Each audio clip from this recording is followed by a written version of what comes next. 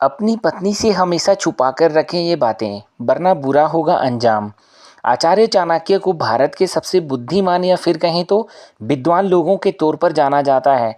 इन्होंने अपने जीवन काल में कई तरह की नीतियां बनाई और इसके साथ ही कई तरह के लोगों के बारे में बताया।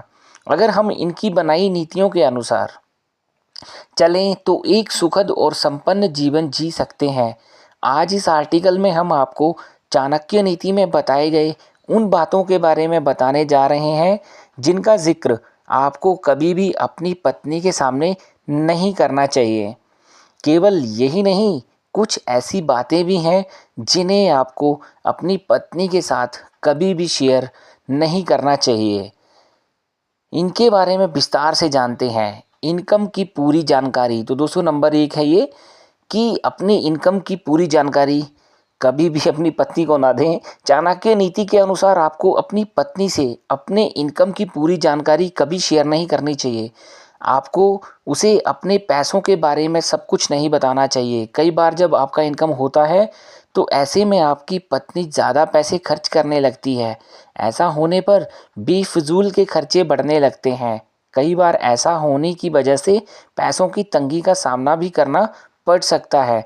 नेक्स्ट है फ्रेंड्स, अपनी कमजोरियाँ। आचार्य चाणक्य के अनुसार आपको अपनी पत्नी से हमेशा अपनी कमजोरियों को छुपाकर रखना चाहिए। किसी भी हालात में आपको अपनी पत्नी के साथ अपनी कमजोरियों को शेयर नहीं करना चाहिए। अगर आप ऐसा करते हैं तो आपकी पत्नी इन बातों का इस्तेमाल अपनी बातों को मनवाने के लिए कर सकती है। कई बार इस वजह से बेइज्जती का भी सामना करना पड़ता है या पड़ सकता है। बेइज्जती, आपको कभी भी अपनी बेइज्जती की बात अपनी पत्नी के साथ शेयर नहीं करनी चाहिए, जिस वजह से विवाद बढ़ने का भी खतरा रहता है।